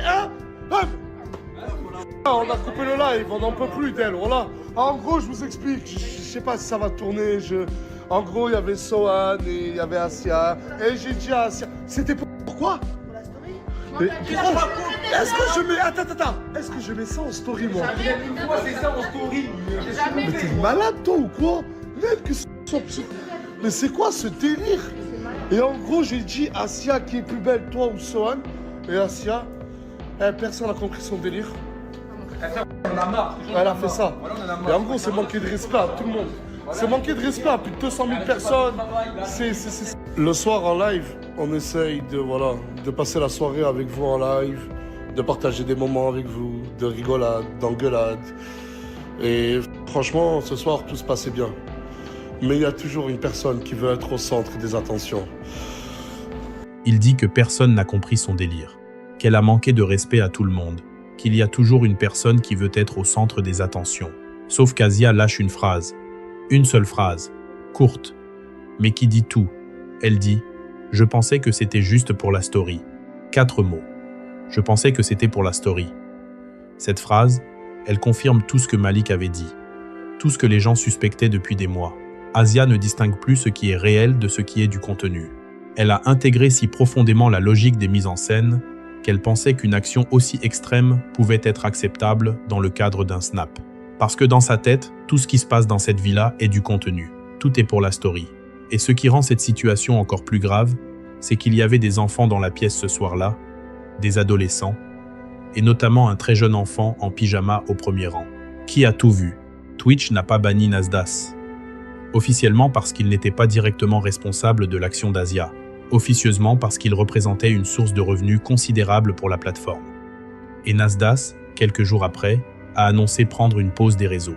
Mais l'histoire d'Asia ne s'arrête pas là, parce que quelques semaines plus tard, elle disparaît de la villa, en même temps que disparaissent des affaires appartenant à d'autres membres, des vêtements, de l'argent en liquide, des couvertures, et les membres de la team commencent à l'accuser d'avoir volé avant de partir.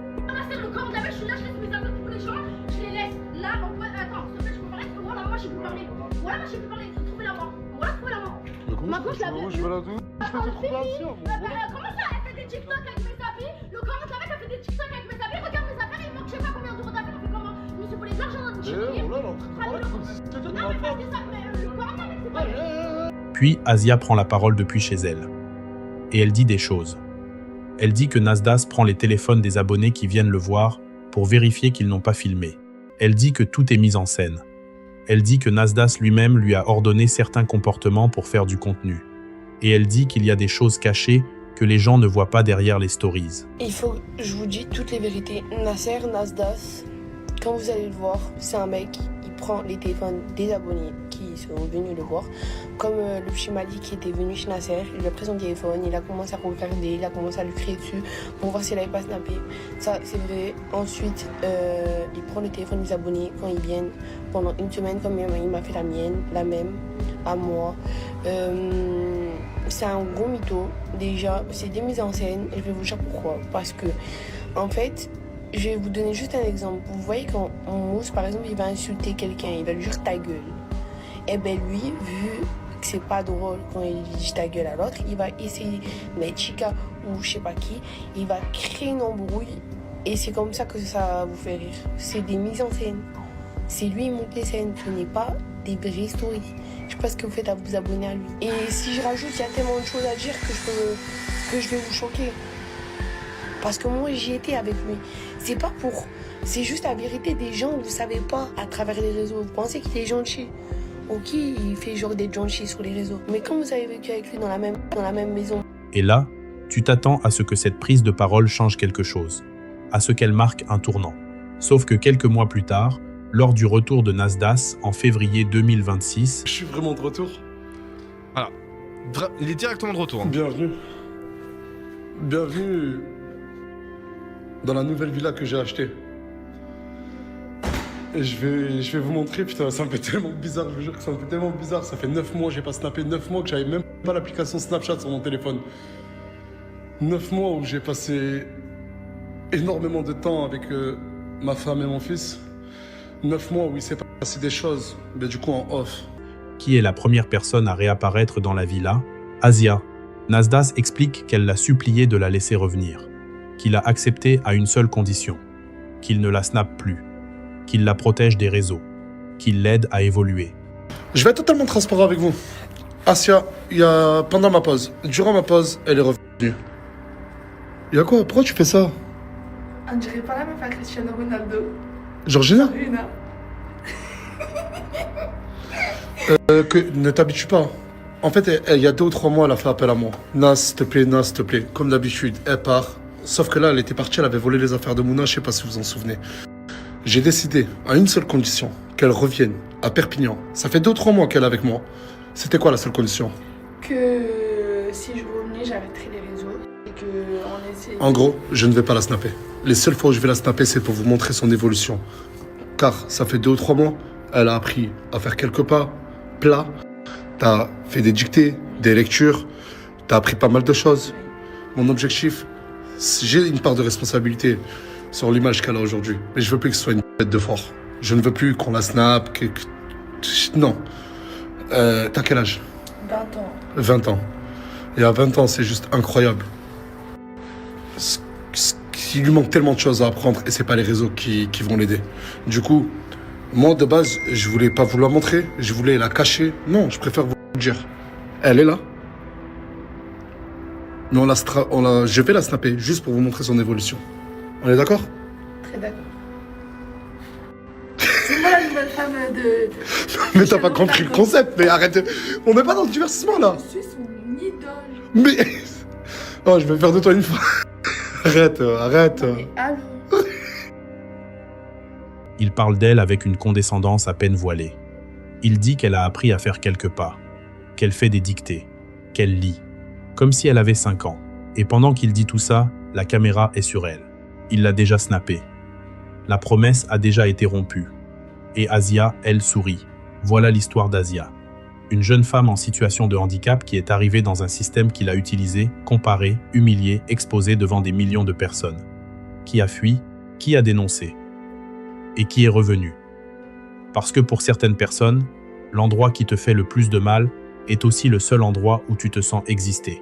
Et si tu trouves que c'est déjà beaucoup, accroche-toi. Parce que l'histoire qui suit, celle de Mouna, est d'une toute autre nature. Et elle soulève des questions bien plus larges que le simple cadre de la villa de Nas Das.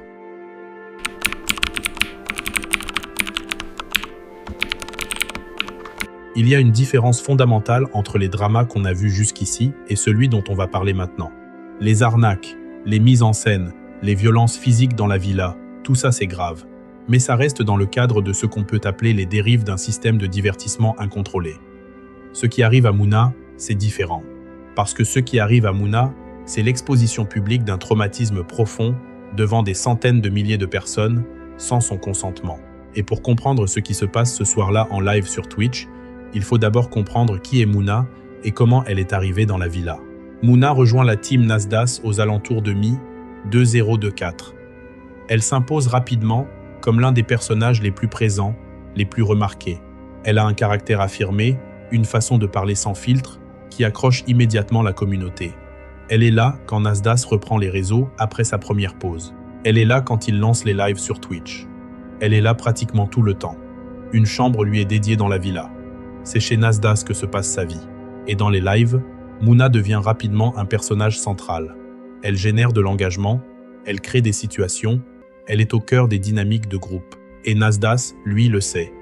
Il la filme. Il la met en avant. Il construit du contenu autour d'elle. Mais il y a quelque chose que Nas Das sait sur Mouna que le public ne sait pas encore. Quelque chose qu'elle lui a confié pendant les mois précédant le retour sur les réseaux. Quelque chose de très personnel, de très douloureux. Nas Das le dit lui-même plus tard. Elle s'est confiée à lui et à Morgane. Elle lui a parlé de son passé. Et il lui avait dit que tôt ou tard, cette information finirait par ressortir, qu'il valait mieux qu'elle s'y prépare. La question qu'on peut se poser, et qu'on doit se poser, c'est pourquoi est-ce qu'un homme qui dit vouloir protéger quelqu'un continue à l'exposer devant des millions de personnes tous les jours, alors qu'il sait qu'elle porte un secret aussi lourd. Mais passons à la nuit où tout éclate. C'est un soir de stream sur Twitch. La villa est animée comme d'habitude. Des membres qui parlent, qui rient, qui se chamaillent. Et à un moment, une dispute éclate entre Mouna et Bilal. Bilal, c'est l'un des membres les plus détestés de la team. Le genre de personnage qui cherche le conflit pour le plaisir, qui met le feu et qui regarde brûler. La dispute commence sur un motif banal, Et puis d'un coup, Bilal lâche quelque chose. Elle a besoin de personne. En plus, Mouna, elle a besoin de personne. Voilà, t'as pas besoin de 10 000 personnes, ma chérie, pour aller mettre gros. Il commence déjà à la haine. C'est comme ton taf, ouais, mon frère. Ouais, je parle bien avec nous. Voilà, je parle bien.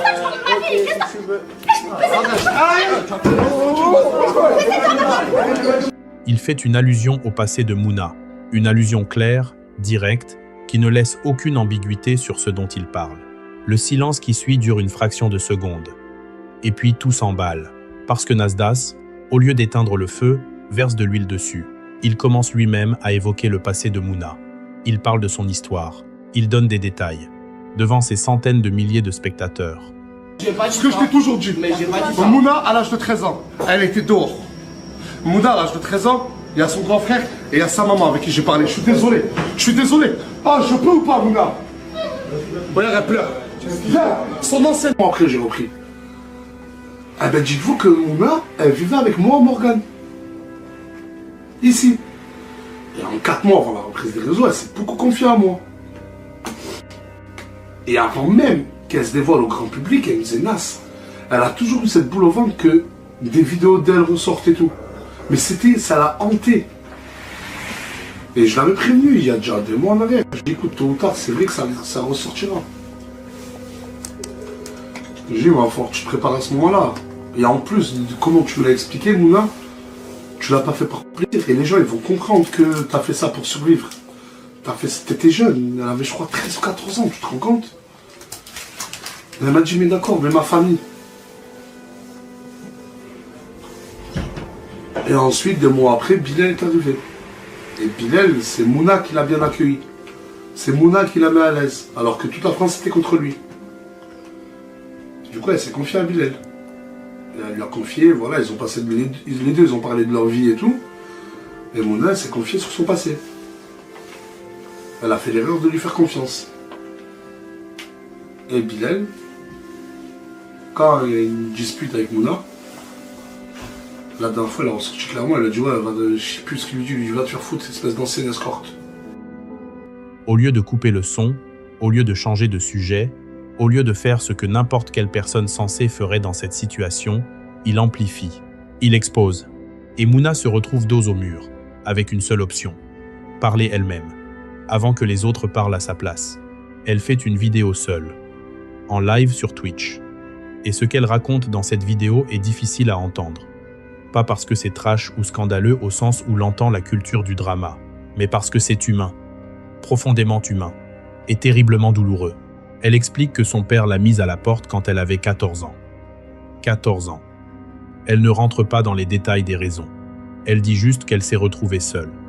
Sans toit, sans argent, sans famille. Elle prend un billet pour Paris, un aller simple, sans retour prévu. À Paris, elle croise quelqu'un. Une femme plus âgée qu'elle, qui lui propose un moyen de survivre. Pas de s'épanouir, pas de réussir, juste de survivre. De payer le loyer, de manger.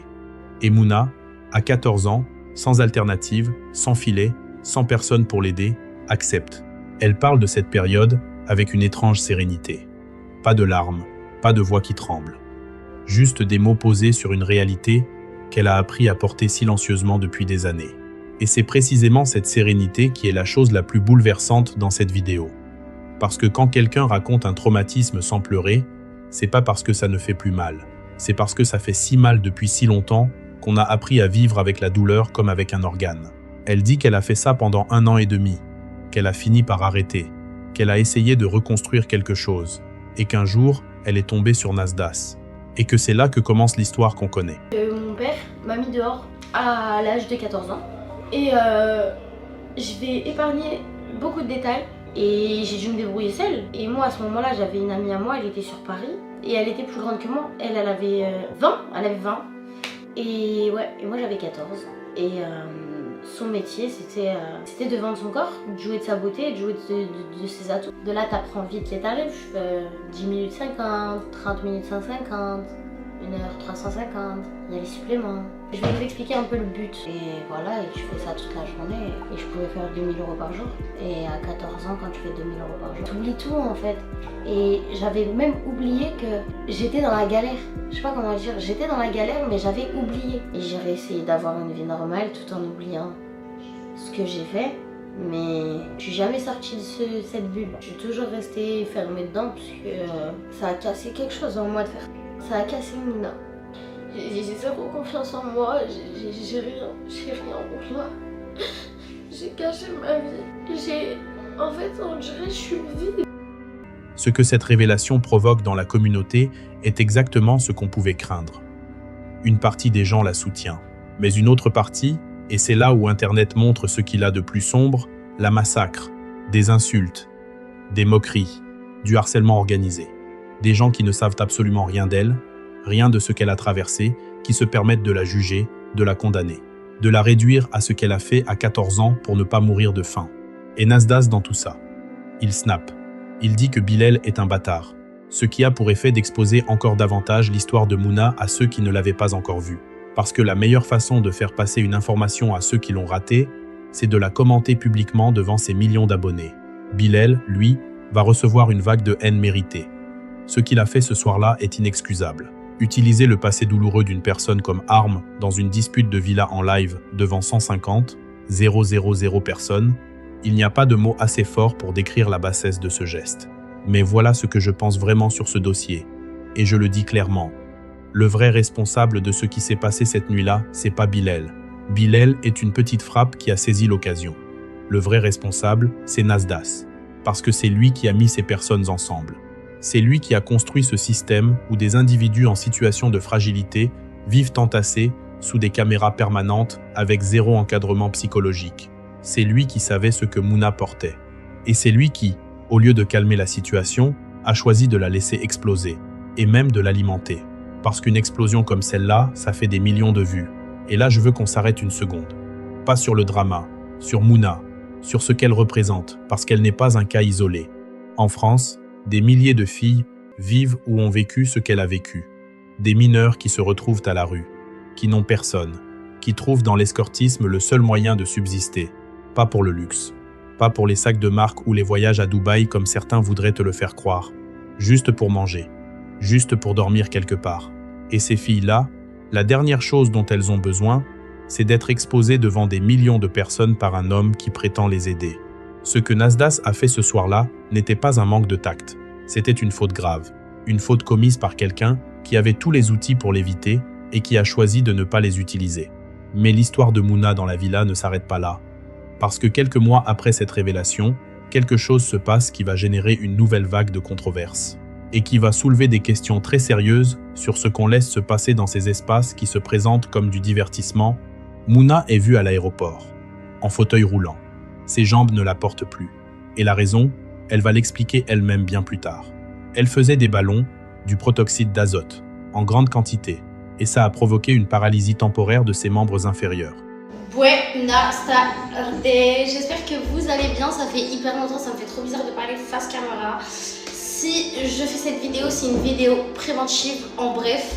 J'ai consommé du protoxyde d'azote suite parce que j'ai arrêté en fait le cannabis. Et du coup, j'ai consommé le protoxyde d'azote pendant 2 mois et c'était en grosse quantité. Et un beau jour, je suis sortie de la voiture et puis je suis tombée par terre. Et depuis fin novembre, exactement, je ne marche plus. Je conseille à toutes les personnes qui prennent cette merde, pardon, excusez-moi de parler comme ça, mais c'est réellement du caca, qui prennent ça, qui connaissent des gens qui prennent ça, arrêtez. Vraiment arrêtez, parce que c'est nul. Et si vous ne voulez pas finir comme moi en déambulateur, regardez, je vais vous montrer quand je me lève. Voilà, si vous ne voulez pas finir comme ça, écoutez, ne faites pas de ballon et prenez soin de vous et la santé, c'est important. Bisous. Le protoxyde d'azote, si tu connais pas, c'est une drogue qui a explosé chez les jeunes ces dernières années et qui a fait des dégâts considérables. Dans les côtes. Attention, il y a mes soeurs derrière. Ah, t'inquiète, ils voient pas. Manque pas, force à toi, frelon, et juste, dénigre pas les petits. Mets-les pas dans l'alcool. Yallah. Des accidents de la route, des paralysies, des morts. C'est pas une drogue anodine. C'est pas un truc qu'on fait entre amis sans conséquence. Et Mouna en a fait les frais de la manière la plus concrète qui soit. Ce qui est troublant dans cette histoire, c'est que Nasdas, à son retour en février 2026, va faire de la prévention sur les ballons. Il va parler des dangers, il va mettre en garde les gens, sauf que pendant les mois qui ont précédé sa pause, il filmait ces mêmes personnes qui en consommaient. Dans sa villa, sous ses caméras, et il publiait ça. Tu deviens quand tu bois. C'est ma soeur qui m'a appelé, gros.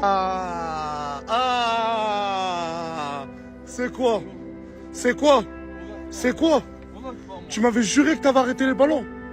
T'avais juré, wallah, ça. Faire de la prévention après avoir filmé et diffusé le problème pendant des mois, c'est comme vendre des cigarettes toute sa vie et lancer une campagne anti-tabac à la retraite. L'intention peut être bonne, mais le timing révèle quelque chose sur les priorités. Et Mouna revient dans la villa lors du retour de février 2026. En fauteuil roulant, Nasdas lui a réservé une chambre. Il la présente à ses abonnés. Mouna. C'est quoi cette baraque? Mais oui. Je t'ai réservé une chambre que j'ai même pas encore filmée. Arrête. Mouna qui n'est jamais partie de Perpignan. Et Mouna qui s'est retrouvée sans l'usage de ses jambes. Ça fait combien de temps maintenant que tu as perdu l'usage de ses jambes? Ça fait depuis fin novembre. Mais alhamdoulilah. Tu m'as fait souffrir. Ouais. Tu m'as fait pleurer. Beaucoup. Mais c'est pas que de sa faute. Mouna était extrêmement amoureuse durant cette pause. On leur explique pas maintenant. Non, je dévoile pas tout maintenant. J'ai même pas vu la maison. Attends. Non, t'inquiète pas, je les ai recrutés pour toi. En fait, ça va être tes porteurs. C'est bon? Incroyable. Merci à vous, les gars. Et attends, Mouna. C'est pour nous? Ah bah oui, c'est pour nous, je l'ai acheté. En fait, je vais vous expliquer. Cette villa, je vais être totalement transparent. Mon ancienne villa, je l'ai échangée contre celle-ci. Oh, je suis choquée. Oh, c'est ma chambre. Vue sur la piscine et Mouna. Centre Alliance Résilience. Jacuzzi, adapté à ton handicap.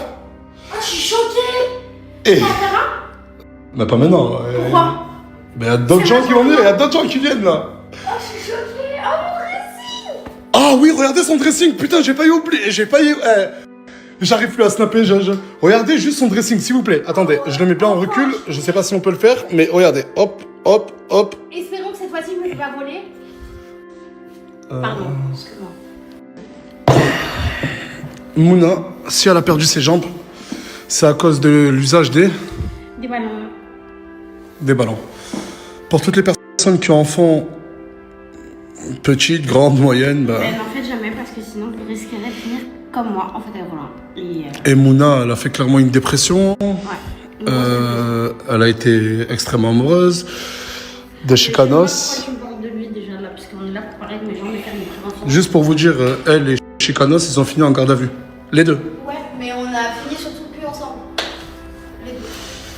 Je vous ai dit, j'ai beaucoup souffert pendant cette pause et ça, c'est juste 1%. Et quelques semaines plus tard, elle remarche. C'est grave gênant. Pourquoi? Mais j'ai pas envie d'essayer de vous mettre à deux. Et toi, t'es amoureux? Comment ça, de qui? Voilà. Mais ça va là, t'es dans mes pensées. Vas-y, ce soir on parlera. Est-ce que la paralysie était réelle?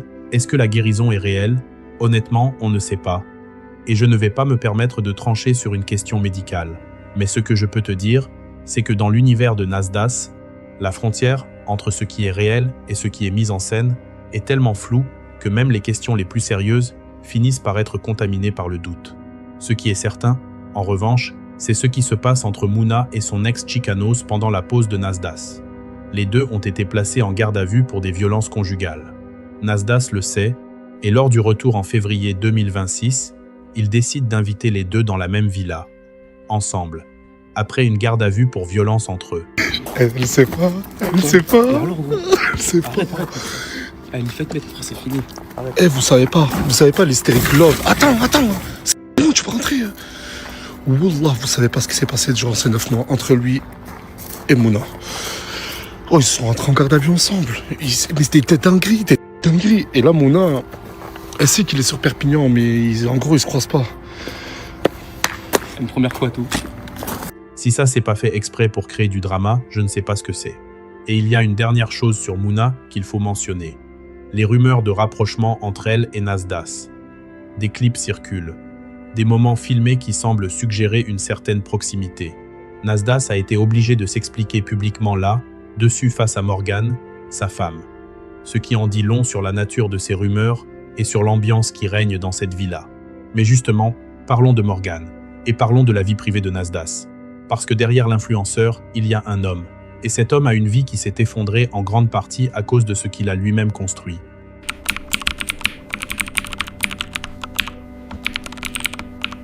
Il y a un mot qu'on utilise souvent de manière un peu légère quand on parle de télé-réalité. Ce mot, c'est tension. La tension entre deux membres. La tension dans un couple. La tension qui monte dans une soirée.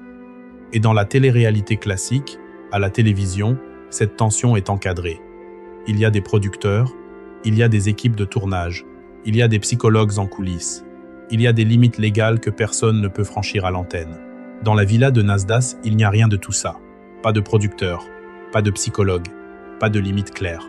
Et ce vide total d'encadrement va finir par produire des scènes qui n'ont plus rien à voir avec de la télé-réalité.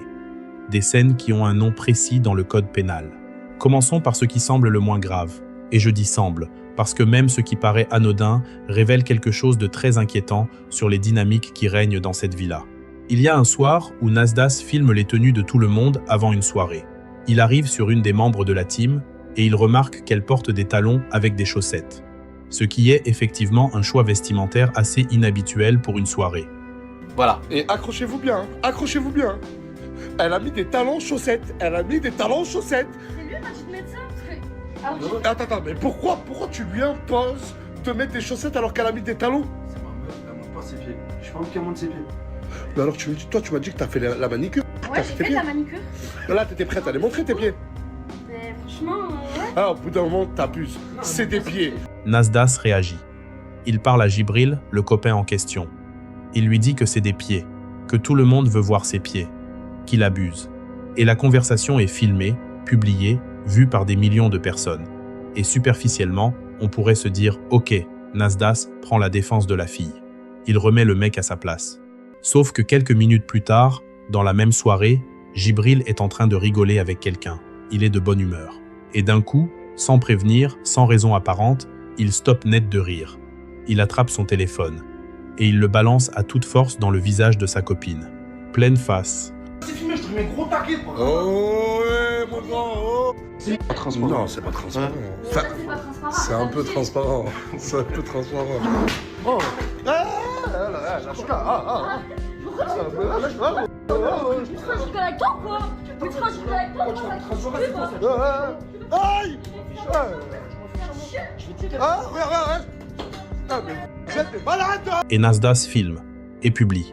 Je ne vais pas te faire une liste de ce qui est légal ou illégal. Tu le sais.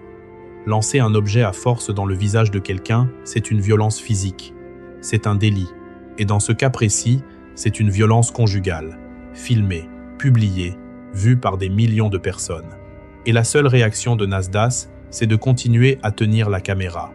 Mais l'histoire de Jibril et des chaussettes n'est que le premier épisode d'une série de violences qui vont se multiplier dans la villa au fil des semaines et des mois.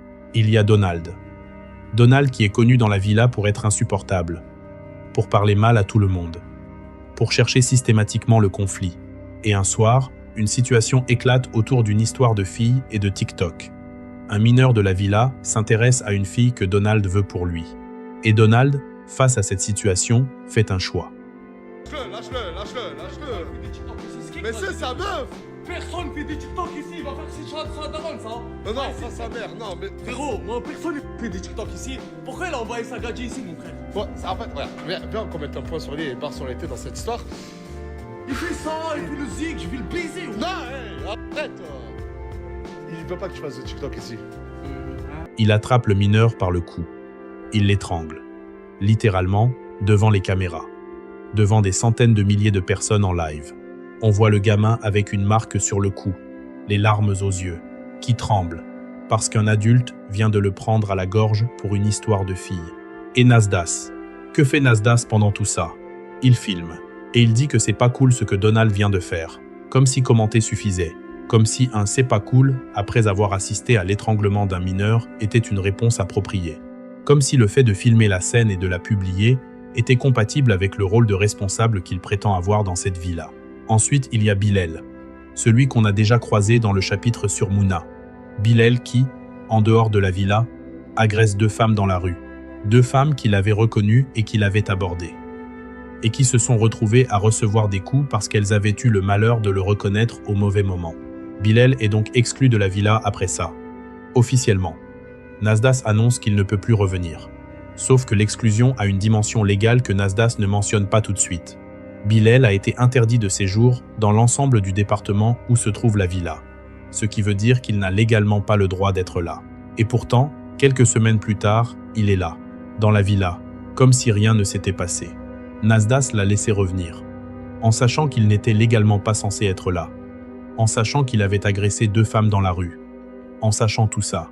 Et puis il y a Casté, le bras droit de Nasdas sur place pendant une longue période, celui qui menaçait les nouveaux arrivants, celui qui frappait Malik pour avoir sorti son téléphone. Casté qui représente une forme d'autorité parallèle dans la villa. Une autorité qui s'exerce par l'intimidation et par la violence. Ce qui est frappant quand tu recenses l'ensemble de ces incidents, c'est leur fréquence. Et c'est le fait qu'ils sont tous filmés, tous publiés, tous vus par des millions de personnes, dont une grande majorité sont des mineurs. Des adolescents qui regardent ces contenus et qui voient des adultes régler leurs conflits à coups de poing, d'étranglement et d'objets jetés à la figure. Et la question que tout le monde devrait se poser, et que très peu se posent vraiment, c'est celle-ci.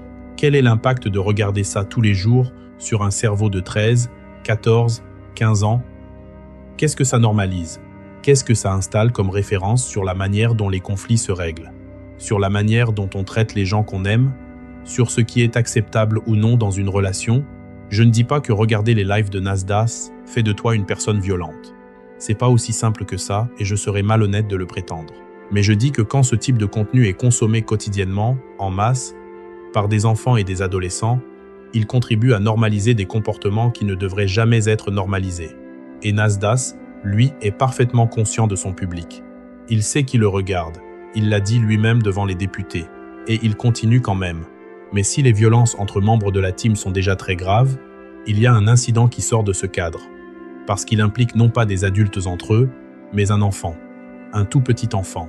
Et ce qui se passe lors de cette soirée-là dépasse tout ce qu'on a vu jusqu'ici en termes d'irresponsabilité. Et c'est précisément cet incident-là qu'on va décortiquer en tout premier dans la partie 2. Parce que ce qui s'est passé cette nuit-là dans la villa de Nasdas, devant des centaines de milliers de personnes, avec un enfant au centre de tout ça, ça mérite qu'on y consacre le temps qu'il faut.